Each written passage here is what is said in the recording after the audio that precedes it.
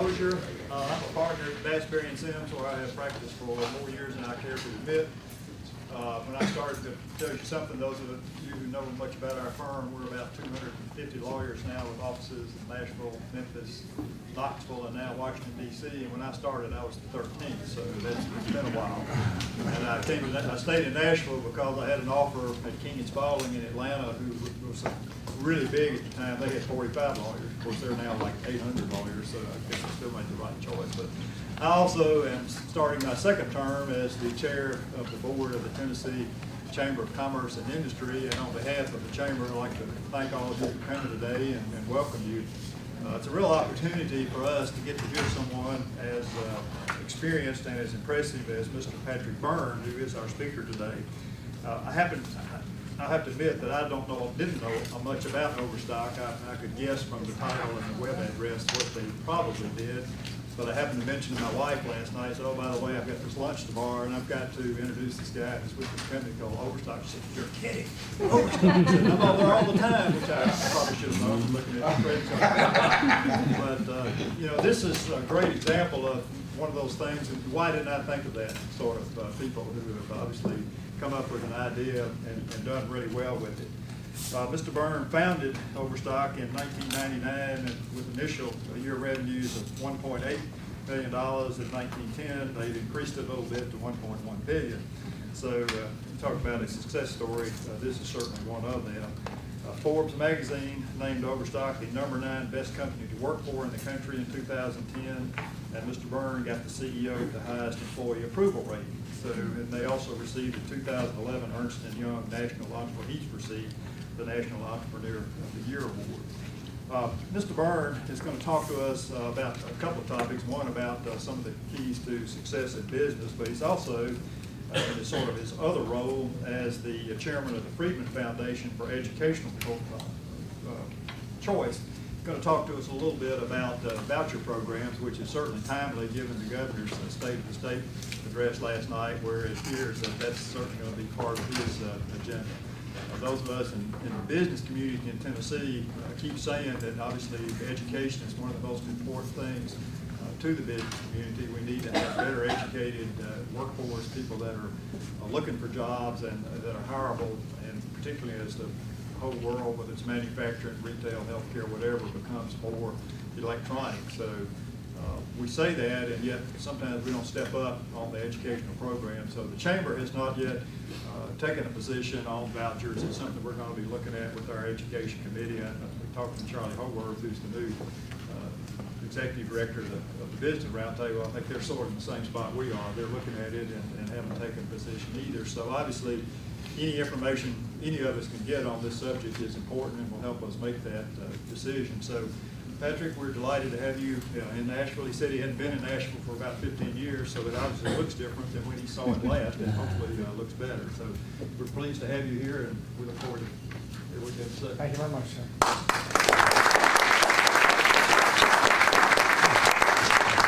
Well, ladies and gentlemen, the Chamber, and Mr. Orger, thank you very much. Lovely introduction. I'm here to convince you that vouchers are the right way to go. School choice is the right way to go. And by school choice, there's really a spectrum of solutions. There's what they do in Oakland, which is called backpack funding, where kids get to leave school, go to any public school they want, and funds go with them. The next step is charters, but the next step and the full step is vouchers or tuition tax credits. And I hope by the end of the lunch I have convinced you on the obviousness of this and necessity of this idea. Because this is a business forum, I'm going to be less hesitant about showing you some graphs and charts and numbers and such that I would be for a general audience. This is all simple arithmetic that any 7th grader could follow, and for business people it will be a breeze. But I ask your apologies in advance, or your forgiveness in advance, for maybe throwing a few more numbers at you than most people do at a luncheon talk. And I really just want to take a business-like approach to looking at funding, because for all that we hear about school funding and education and so forth, it's surprisingly difficult to come across the numbers. What are the actual numbers? The first thing a businessman or businesswoman would look at is, well, what are we spending, and what are we getting for it, and where's the money going? So I'm going to start by reminding you some college economics, what's wrong with monopolies. Now, business folks, we all love monopolies if we can get them, but there's something wrong with them from a social point of view. And that is, I'm sure you remember your college economics, supply and demand curves. They clear at a market clearing price, and that's where they balance. And society gets this much stuff. It buys this much quantity at that high a price, and you multiply them together, that's how much of whatever good it is that you're talking about society gets. But if a monopolist comes in, he sets the price artificially high, you get a new demand, at a smaller demand at that price, this is how much society gets. So society gets that much less stuff and pays that much more for it. And and that is called, what economists call the monopolist rent. That's the amount of value that a monopoly steals from society. Why it's illegal for business people to do it. And economists use the term rent different than normal human beings like us.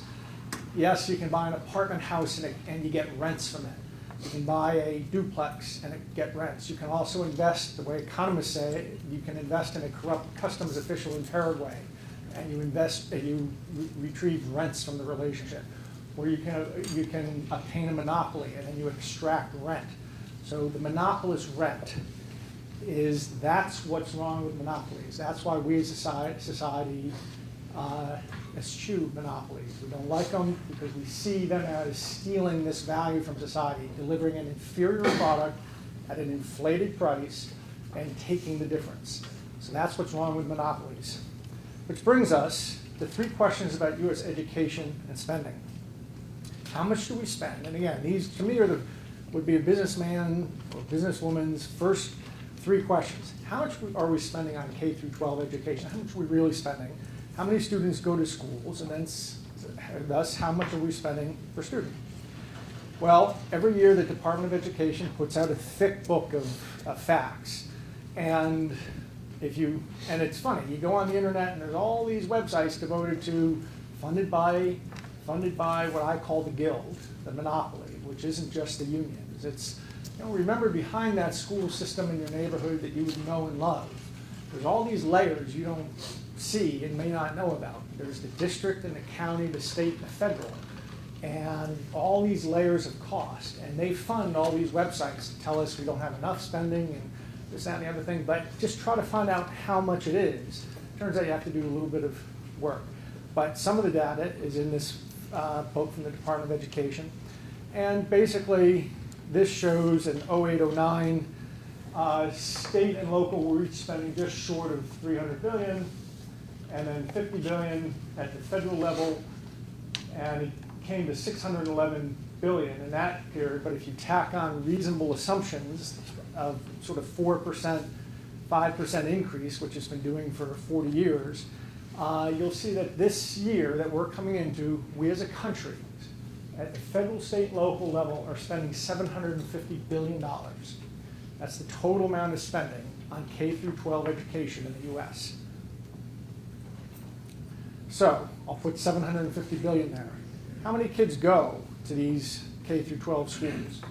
Well, the answer is, as of 2010-11, and it's funny, they always have fairly current information on how many children are going, but trying to get funding education is always 3 or 4 years out of date. But anyway, it's basically at the 50 million, there's K through 12 and K through 8, 9 through 12. It comes to just short, well, now it's about 50 million students, right about there. So I'm going to put in 50 million. Now I do want to, okay, so now some simple arithmetic. We're spending $750 billion educating 50 million children. That comes to $15,000 per student in this country. Now there's something really important you need to know, which is every state says, well, that may be the average across America, but our state's lower. In our state, we spend 10,000 or we spend 12,000 or something. Well, not everybody can be below, if the average height of someone in this room is 5'10", not everyone can be below the average. It doesn't work that way. all the states say, well, we spend 10,000, we spend 12, 13,000. That's because they're not telling the truth. They're not counting. They're just looking at one set. There's 16 different funds. There's the guy Cato who studies this. There's 16 different categories of spending. And people generally, when they self-report at the state level, they leave out categories. They say, well, we're not going to count the interest on the capital that we borrowed to build the schools. We're not going to count how much we have to put in teachers' pension funds. We're not going to count these. Well, you have to count it. That's cost. You got to count it at some point. And when you think of the total amount that society is spending, divided by the number of kids, it comes to $15,000 per student. So, four arithmetic problems. It's $15,000 per child. How many children are there in a classroom in America? Well, according to the NEA, National Education Association, I love using their numbers against them, we have 24.6 children in the average classroom in the United States. By the way, if you go on the NEA website, you know how the unions hate Walmart and they don't like you so much, and the Chamber of Commerce, and unions object. If you go to the NEA website, they have a list of public enemies in America. And you know how much they hate Walmart and Starbucks? They're number 2 and 3. I'm number 1. The NEA says I'm the public enemy of the United States, which I consider high praise. They can carve on my tombstone that the NEA thinks I'm the worst guy in America. So the average classroom has 24.6 children, $15,000 per child times 24.6 kids. That's $360,000 of funding per classroom in America. $361,000. Interesting number, so we'll put that number in there, expenditures per classroom. Now, what does it cost to actually have a teacher in a classroom? Well, these numbers are a few years out of date, but it's from the U.S. Department of Labor, Bureau of Labor Statistics. The average pay of a teacher in America was about $47,000 5 years ago. And you got to put on a benefits load for the NEA of 27%. Comes to $60,000 is how much it really costs to have a teacher, an adult, to be standing up in front of students, and the total compensation cost of a teacher. Now, renting, heat, light, cleaning, common space in corporate America, as you probably know, about $20 is a good number. $20 now, downtown Nashville, maybe more expensive, but $20 as a total cost of rent and CAM would seem to me to be even maybe a slightly generous number if you're of what it costs per square foot to maintain a space, have public area and such. So they multiply that, that's $20,000. So if you have $60,000 of compensation costs for the teacher to stand up in front of the students, and it costs about $20,000 to have a room this size, that's $80,000 in direct costs you can locate. So the question that I assume all of you are asking yourselves at this point is, if there is $361,000 going into the system and the actual cost of having a teacher and a classroom are $80,000, that's maybe a little generous, where does the other $280,000 go? Here's my hypothesis. The monopolist rent. What we're seeing in our country is exactly what you learn in college, textbooks, that the monopoly is delivering an inferior product at an inflated price and but extracting this difference. And it's extracting it through these different layers that you never hear about. The district, the county, the state, and the federal, where there are huge bureaucracies. Go and look. I haven't checked Nashville, but go and look at what the district and county departments of education look like in most places. Sometimes, sometimes they're beautiful buildings, and there's all this staff, and you can't identify really anything they're doing to contribute to actually educating children. So here's a better idea. Oh, and by the way, these numbers were higher than the OECD average. There's 30 nations that are basically industrialized. The OECD were 43% higher in per pupil spending than the average of industrial countries. Our results are near the bottom. We're about 25th. Now, up through 4th grade, we generally do okay. By 8th grade and 12th grade, we're about 25th out of 30. And if we're educating our children, of course, to the same level as somebody in Albania is getting educated, or Pakistan, we should not expect. I think we have a tendency in this country to forget that, or to just think that the world is like it is because God's in his heaven and he made it this way. No, all of our competitors got destroyed by World War II. Every industrial nation in the world, with the exception of Sweden and the United States, were leveled. So we ran the tables for 30 or 40 years after World War II. We ran the table. Well, that's all changed, and people have rebuilt, and they've been modern, and it's just not the case that our dominance is going to persist just because that's the way the world's wired. It's not. And if we're educating our children to such an inferior level, we cannot expect them to have a better standard of living than the folks in Albania or Pakistan. So the better idea is let children defect from government schools. Now, this is Milton Friedman's language, by the way. He insisted on save the $15,000. Give them each a scholarship for $7,500. The net savings are the $15,000 minus the $7,500 equals $7,500 of savings. Now, to this, the unions respond, well, there's no, you can't think of it that way because when a child withdraws from school, you don't save any money. It's all fixed and this and that. And to which I have two responses. One is, that's not what they say when you add a child.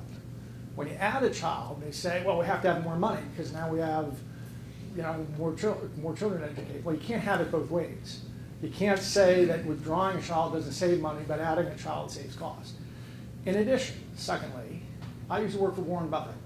We're in a group of his companies. He was my great mentor in life and business. And he taught me, Patrick, there is no such thing as a fixed cost. Every cost is variable. There's a spectrum. And on that spectrum, there are costs that when you decide to get out of them, they take you 2 years to get out of.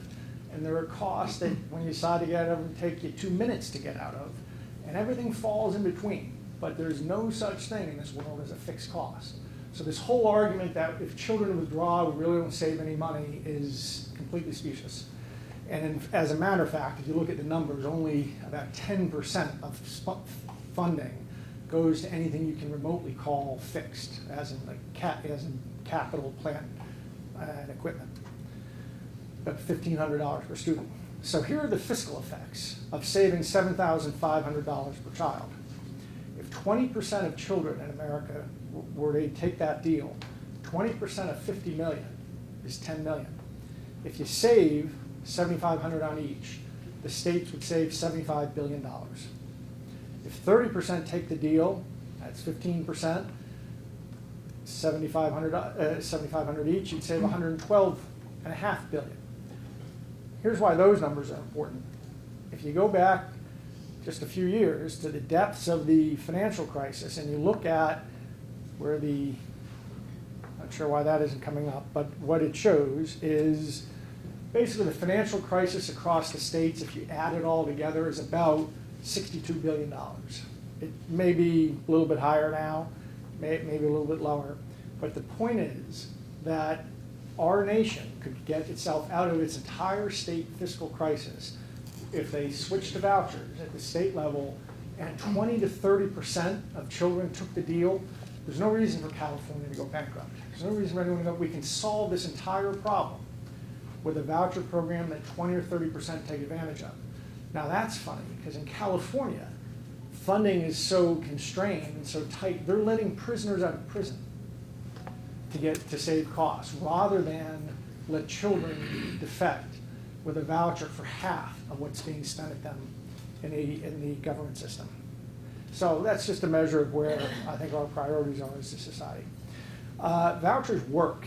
The most recent study, Harvard and Brookings Institute, came out with a study having studied a late 90s, very small, like $1,800 voucher program that was given to a couple thousand children. And then they studied what happened to them.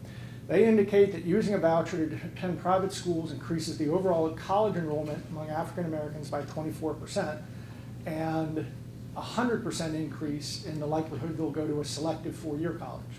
And we're talking about a tiny voucher program in that case. It's $1,800 per student. There have been 11 gold standard studies. And the gold standard in social science is, when vouchers first came along, people said, well, you can't really, yes, the students go on and they're more successful, but you can't count that because maybe they were more ambitious or their parents were more ambitious. Well, as years have gone on, for every voucher that becomes available, there's about 5 to 8 children who apply for it. So it means you can control for that effect. So you can look at 1,000 come available in Washington, D.C. You can look at, okay, 5,000 kids applied. Now let's look back 8 years later and see how did those 1,000 do versus the 4,000. And you're controlling for that relative ambition and parental involvement and such. And now 11 studies have proven that there is a positive effect with vouchers. 9 of the studies have approved it over a 95% correlation, and they're shocking numbers, like doubling the number of people who go to college and things like this. Closing the differential in black-white achievement in school can be closed in about 4 years in voucher programs. It's just amazing. So, which means, another way you can turn that on its head and say that the system that we have, the outcomes that we have, which look so horrific to us, are totally man-made. They're totally chosen. We're choosing to have those outcomes because we're not willing to think outside of the box a little bit. So, the Friedman Foundation for Educational Choice brought me here, and Milton and Rose were my great friends and teachers, and it's the honor of my life that they asked me to succeed them and carry on this fight. In conclusion, vouchers can eliminate all state budget deficits with only 20 to 30% of kids taking the vouchers. It's been shown to improve educational results for all students, including the students who stay behind in the public schools, because what happens is students start defecting, and this has been proven in Maine, Vermont, and Florida. And I'm talking about academic, peer-reviewed, published studies, not there are no, the unions, of course, put out their studies, and they have think tanks that they fund, but we're talking about academic, peer-reviewed studies. Every single one of vouchers shows these kinds of effects. And it increases, basically you can eliminate the black-white differential in educational achievement. So what blocks vouchers? Well, once again, it's the guild. It's the union, it's the layers and layers and layers of the educational system besides the union that work together to block any change because they're really in the business of extracting this from society. And you as business people, your businesses will pay the cost for that, and your state will pay the cost of that and lower competitiveness as the years go by. So on that cheery note, I'll stop. I'd love to answer any questions, challenges, rebukes. Sir? I've been really intrigued. I've been very involved and ran a voucher system, which maybe we can talk about later. But I've been intrigued that businesses, by and large, probably you could go down the Chamber of Commerce list, and they would all adopt a school or teach free enterprise in a class or do whatever. But a business will not get involved in a private school. When I say a private school, I'm not talking about the $20,000 a year private school. I'm talking about the day in and day out, church-affiliated, small inner-city schools or whatever, because they've bought the philosophy that if you think the alternative of a private school is good, then you're against public schools. Can you just comment on trying to get the typical mid to small size business and almost forget about the large businesses? They won't touch it because it's looked at as an anti-union issue too. It's been framed well by the NEA.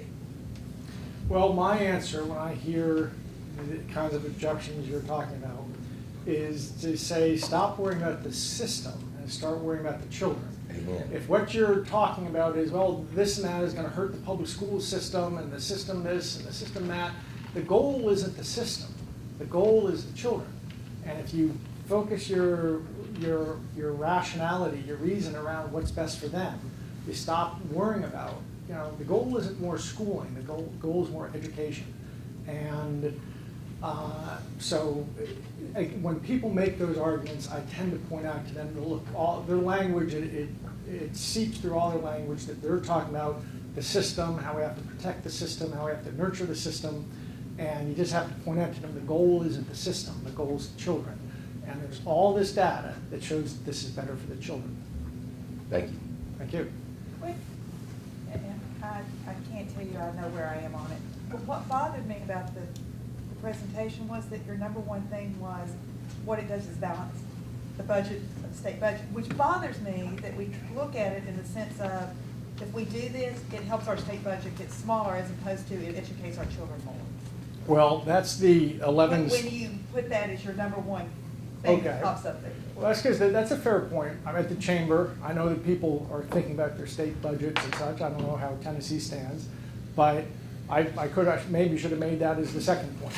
But there is no question in the academic literature, it's really a settled question at this point, that vouchers work. They work astonishingly well.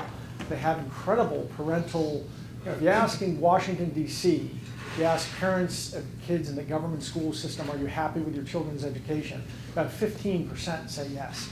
If you ask the parents of the children who are taking part in the voucher program, 80 to 90% say yes.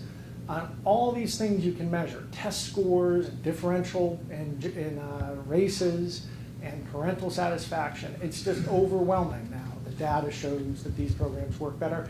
And that's the case even though voucher programs have been treated by the Guild like tumors. In Milwaukee there's been a voucher program. It's isolated, it's bombarded constantly, it's always on the verge of being closed down. And yet it still shows statistically significant results.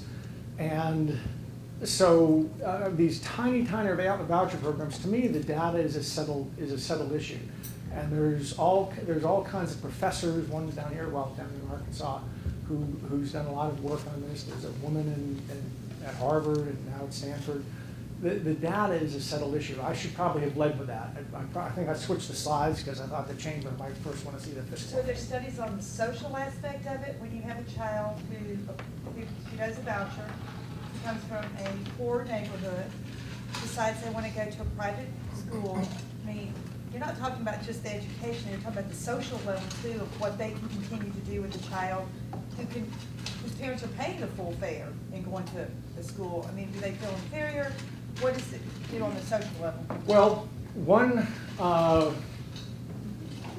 one key thing people used to complain about was diversity and citizen values, values of citizenship. And so there was one study done showing how do students behave. Remember that our schools now are segregated. They're just segregated by zip code. And they're not formally segregated, but they reflect the zip code kids come from, which there's, segregated is the wrong word, but there's not that much variation. Where private schools have a higher, I don't want to say diversity, but there was a study done measuring how do children behave in the lunchroom. Do they eat with children of other races or in pockets of people just of their own race? And it turns out to be quite significant that children in voucher programs taking part in private schools they're more likely to eat lunch with somebody of a different race than if they were not. And I'm not really talking about race as much as I'm talking about poverty and wealth. I mean, you've got a child sitting here who comes from a family that lives in the project that has no idea what it means to go to a movie, to pay $15 to go to a movie. How do they interact and do they, on the social skill level? Because I think that's much a part. Nothing in society replicates the differentials we now experience in wealth and poverty more than the government school system. The government school system takes poor kids, puts them in school with other poor kids, lousy schools where somebody was just telling me that at one point the teachers were being told that they should have handguns in their desk drawers.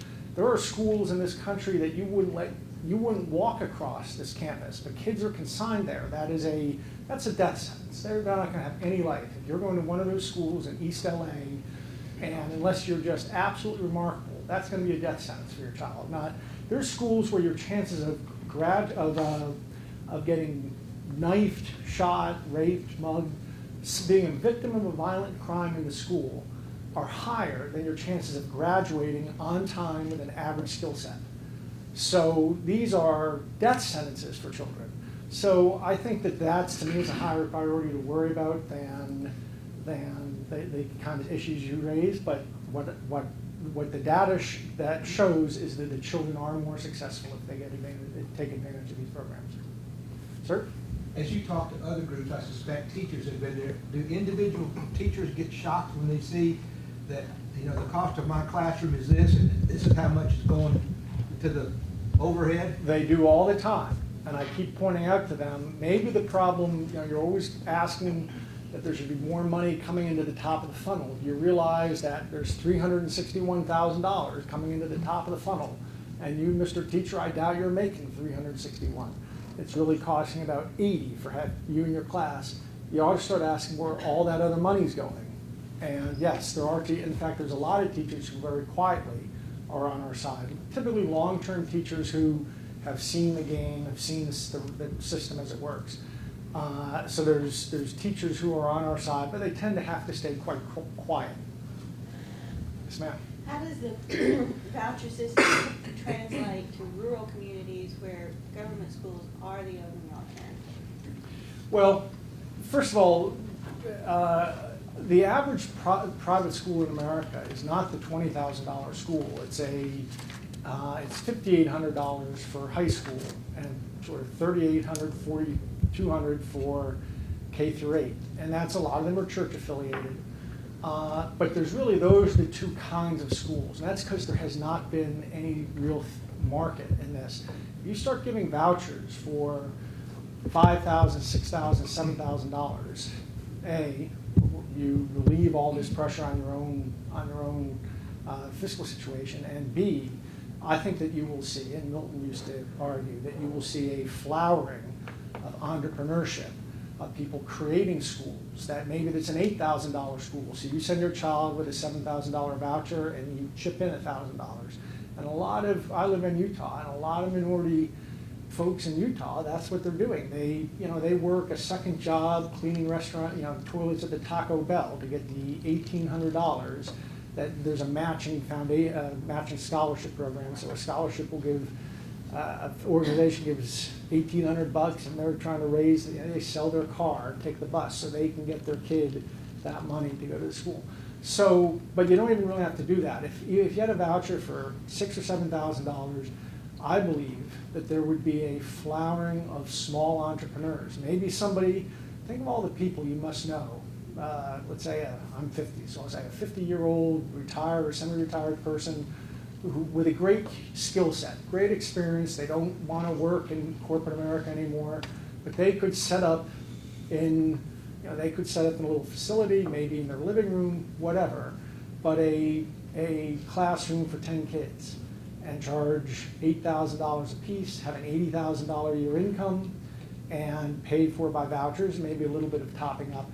And imagine the kind of imagine the education you could give 10 kids or 8 kids in just if you were teaching a small classroom of children, and that the kinds of education that they would walk out with after a few years versus what they're getting in the public school system. So it would be a way that people with human capital could pass on their skills.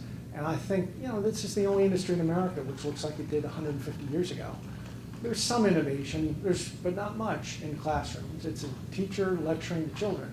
It's not a system that invites people to try out new things and test different concepts and have the market drive better and better results. So not a great benefit of the voucher program is it would allow that sort of small-scale entrepreneurship. What Milton used to think was that you would end up with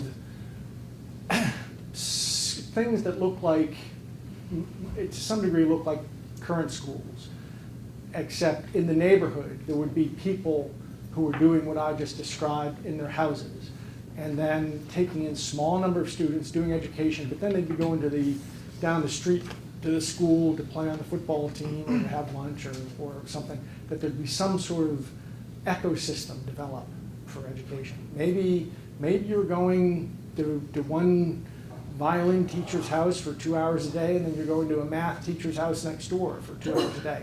Maybe it's going to be little tiny one-room schoolhouses. Maybe somebody will buy a failing public school and convert it to a private school that takes these vouchers and has 500 kids.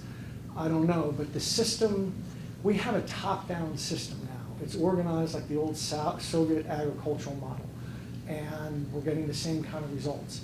You don't get innovation in this kind of a system. We need to have it organized not from the top down, but by giving consumers a choice, and then you'll see the same flowering occur as the market has driven in everything else we use. Ma'am? In my opinion, the biggest difference between a public school and a private school is the fact that public schools are required by law to take anybody. Behavior problems, special ed, anybody that shows up at the door, they have to take care of them. Private schools can do what they want and pick and choose who they want. So what happens to those?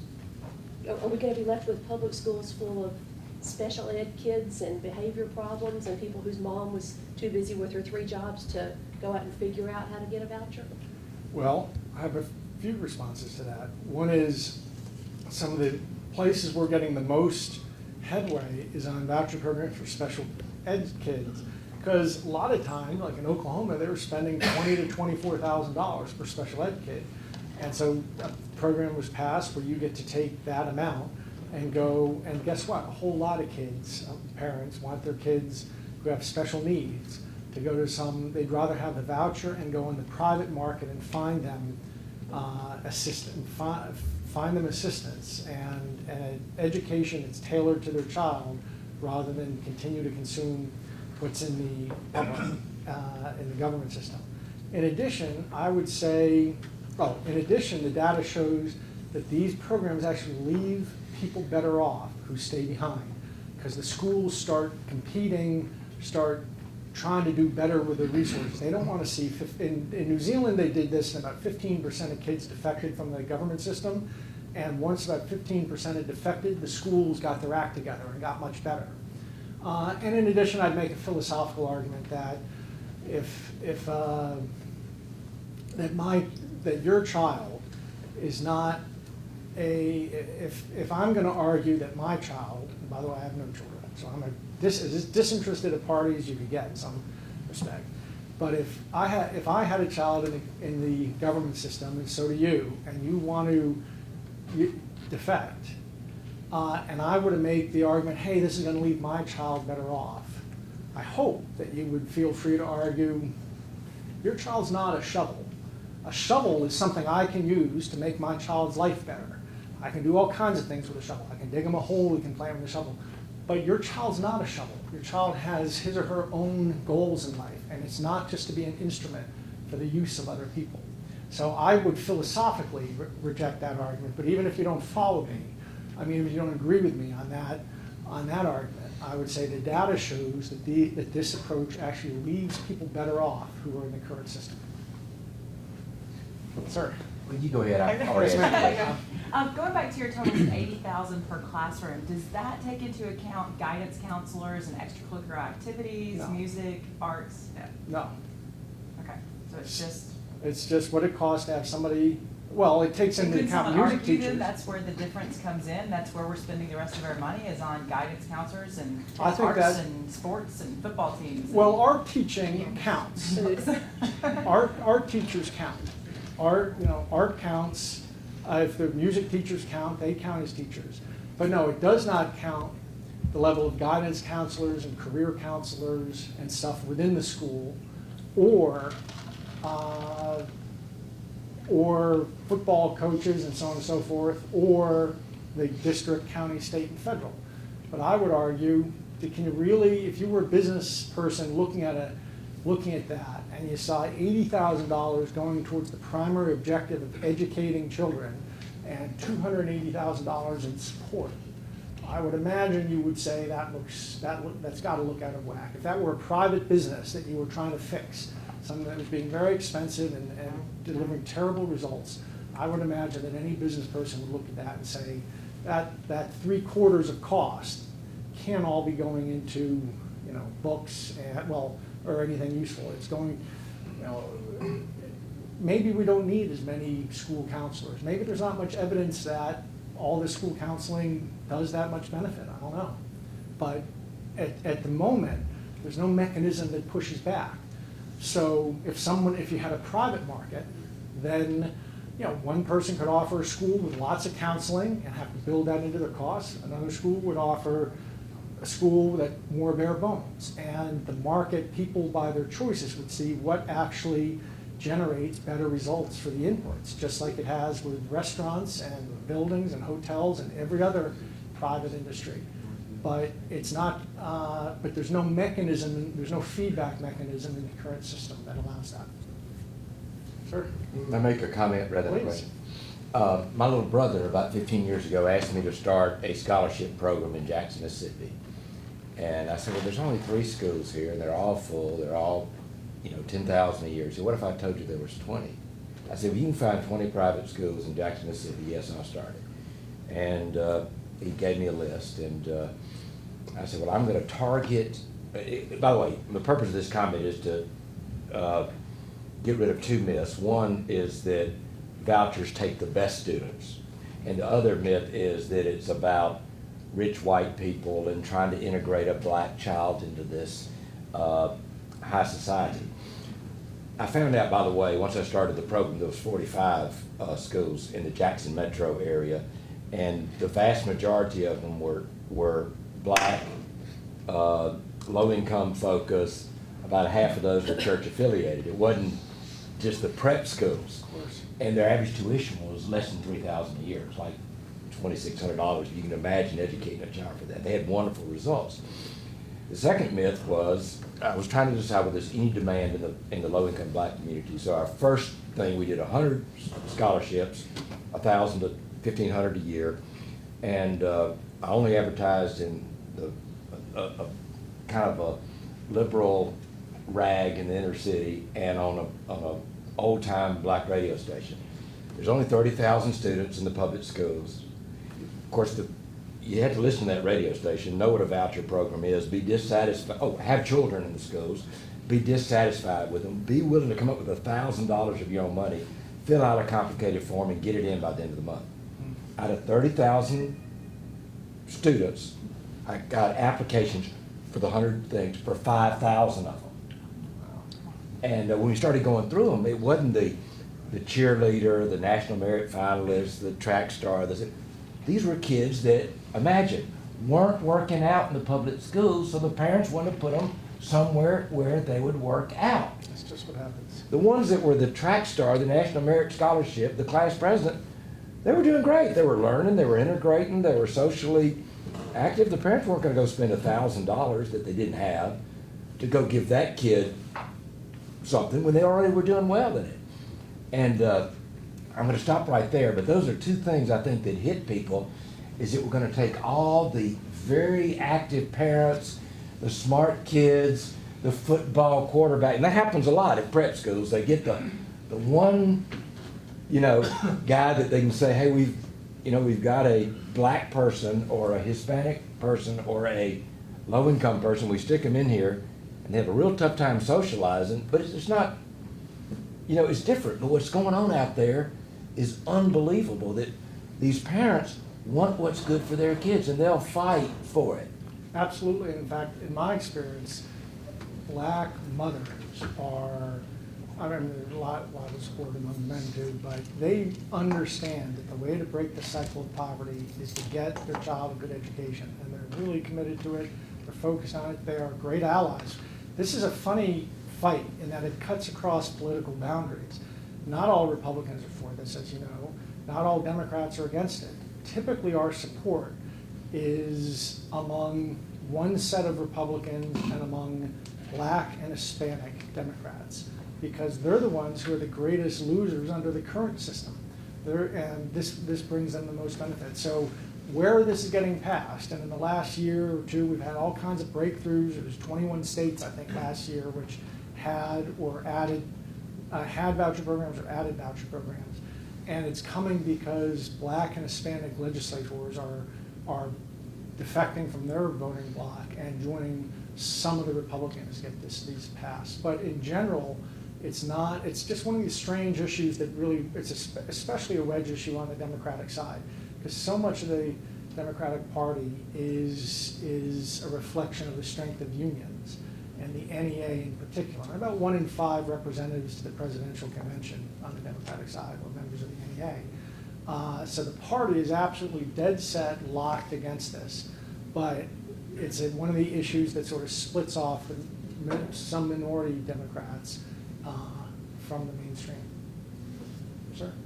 Patrick, you mentioned as you were talking about the current education system sort of has been the same with very little change over the last 150 years. And you also mentioned innovation through that top down is very slow. This is a little off the subject, but by the same token, it does come back. How do you visualize technology and the huge change in technology and learning that's occurring through technology, changing education and possibly driving more and more people to vouchers and more different options to get educated and deliver that of education for children? Well, I am a fan of technology and the possibilities of distance learning. And I just recently saw some data that suggests that online learning is more effective even at the college level. Because think of all those college classes you sat through daydreaming and looking out the window. When you're doing an online course, you can't do that. You're engaged with the material. So there's some early data or some recent data that says for some types of classes, you actually learn more in an online program than sitting in a lecture course, as measured by tests and all kinds of things. Ultimately, though, and I stay. Well, in addition, I should mention some voucher programs are starting, like in Utah. There's now a voucher program, but it just applies for if you want some online education for your child. But in general, I stay somewhat agnostic. I think that there's all kinds of great ideas on how to improve education. And in some cases, it's have a math, science-centric curriculum. Some are to have some people say, well, let's have an Afro-centric curriculum in these inner city schools. Some people say it's technology. Some people say it's, whatever, arts. But I stay agnostic from that. I just note that as long as the industry's organized from the top down, with the people above in Moscow giving orders to the farmers in Vladivostok and Irkutsk about what they have to grow, as long as it's a top-down system, these different approaches don't really have a context in which they can flourish, or it's going to be very, very slow. Only in a context where you get to withdraw and choose what kind of school you go to, will we find out which of these different approaches work best. Now, I do think that, especially for some types of classes, that technology and online learning are likely to prove themselves out in a big way. Yes, sir. One thing that's fascinated me with this argument is that I'm assuming all states are basically like Tennessee, that your state college scholarships are not for a specific school. It is a voucher, if you want to look at it that way. Correct. But yet, I don't know of any state that has any other system if they do any kind of scholarships, but yet then you go make them 2 years younger and it won't work. Good for you to notice that. The GI Bill is a voucher program. Pell Grants are a voucher program. These are vouchers. We do not send you to college based on your zip code. We don't choose which college you go to. And as a result, our higher education system is the envy of the world. People have to, the suppliers have to compete to offer more and more value, just like you do in every industry, just like each of you do in your own businesses. You compete to try to deliver more value so you can have more business.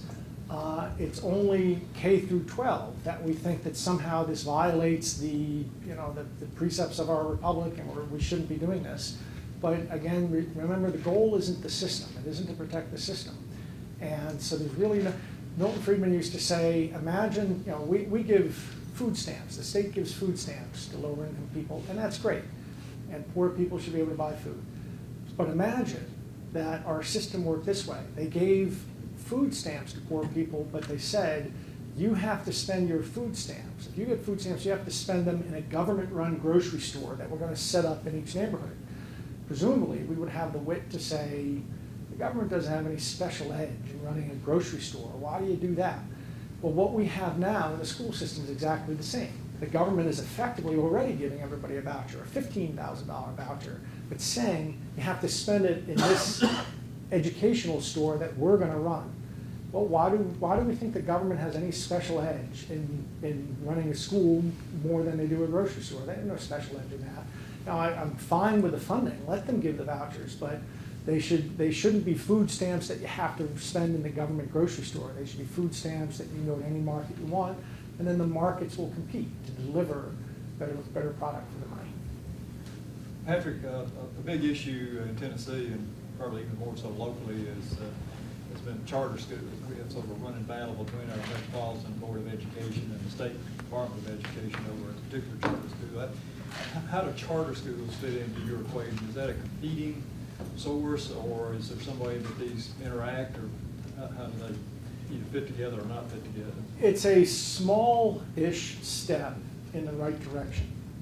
Anything that gives parents choice. We're the Friedman Foundation for Educational Choice. Anything that gives them choice is a step in the right direction. So again, the simplest thing, which they do in Oakland and some other parts of California, is you get a choice of which public school to send your child, and the money goes with the student. So at least the public schools start competing and trying to do a little bit better. The next step is charter schools. So you get more choice. You get to choose what, they're not government run, but there's really a lot of government involvement. And I think that the Guild treats charter schools like tumors too. They want them to fail. But it's a bigger step in the right direction. But then the full step is vouchers, or something called a tuition tax credit, which is economically the same. It's a little bit more complicated. It's what they do in Arizona. But it's essentially, economically, it's just like a voucher program. So charter schools are a step, but we think that it's sort of a quarter step or a third step in the right direction. But does charter schools support vouchers? Yeah, I mean, there's different people in the charter school movement. Some of the charter school people just support charter school, but a lot of them do support vouchers, and for just the right reason. They want more choice, but they have been fighting. We have been fighting for vouchers for almost 20 years, and there has been so much political opposition that charter. Some people see charter as all they can get across the finish line. However, I really think the last couple of years has changed that view, because there's so much happening now in the voucher movement and so many states are setting up pilot programs and small voucher programs, and not so small. Oklahoma and Indiana both put in very significant voucher programs, and that are going to get more significant in another year or so. But the charter people, if they're timid, they just say, well, we're just going to be satisfied with charters. But a lot of the ones that I know in the movement and in the leadership level say, this is just the first step. Yes, we want to get to the point. Essentially, what vouchers are is let everybody be a charter school, in a sense. There was a movie called Waiting for Superman. Did anybody see that documentary? And it was about about 5 or 6 kids who are applying to charter schools in this country and following them through the application and the waiting, going into each of their lives. And at the end of the movie, there's this very tragic section where they show, okay, each of these kids goes to their respective lottery, and for every space that's opened, 5 kids are applying. And so out of the kids they follow, 1 or 2 get admitted to a charter school.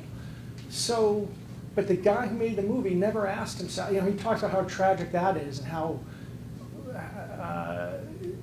just how tragic that is, but he never makes the point or even asks the question, why are we saying the goal should be get it from 1 out of 5 to 2 out of 5? Why not be saying everyone, let everybody do it? Well, if you give a voucher out, it's like, you can stay in the school system you're in, but if you want to leave, it turns it's radically increasing the power of the charter school. Now, I'm fine with the charter schools. I think it's a step in the right direction, but it seems to me that they still get so much government oversight and intrusion. And the emphasis or the incentives of the guild are to make sure it fails. So they're fighting it all the time. And so I think charter schools are kind of a weak solution. I support them, but we should go to vouchers. You brought up, or someone brought up Pell Grants. A Pell Grant will pay for a certain portion, it covers a certain amount, but you're not gonna go to Vanderbilt on a Pell Grant. You're gonna go to a community college or a state school. So what would keep this from happening, the exact same situation in an elementary or high school where you've got poor people who are going to go to your lesser schools, and the people who can afford it are gonna take the voucher and then add 3 times to it to pay for the school that they can afford? How is the same thing not gonna happen that what happens with, say, Well, what happens now? The people who can pay 3 times as much and go to that school are going, and the poor kid is stuck in a ghetto school, condemned for life. So I'm saying the thing that I'm describing is a better solution, or it's a better alternative to what we have now. Yeah, not everyone's gonna get to go to Vanderbilt, but there's a principle in economics called Pareto dominance, and that is if you can choose between 2 situations, and everybody in situation A is at least as well off as they are in B, and some are better, then A is Pareto dominance B.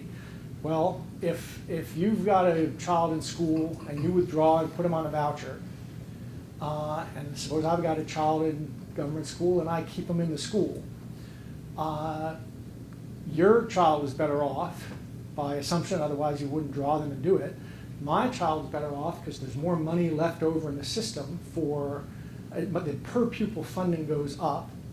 The taxpayer is better off because the taxpayer has achieved higher per pupil funding without a tax increase. So everybody in the equation is better off, with one exception, the agent who's not named, and that is the guild. And the guild, which means the union and the layers and layers of the educational system that you never see.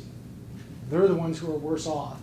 And but they can't stand out and they can't stand out and confront this. What they have to do to confront it is they trot out that teacher from your local high school and say, oh, this guy hates teachers. No, I love teachers, I love education. I did a PhD, I spent years of my life in school. I love teachers, teaching is sacred, education is sacred, but the guild isn't sacred. But they hide behind those local teachers and trot them out to fight this program. But it's really about protecting their monopoly grant. Have I overstayed my welcome? Anybody else have any questions? Patrick, thank you very much. Thank Very you, Mr. informative. President.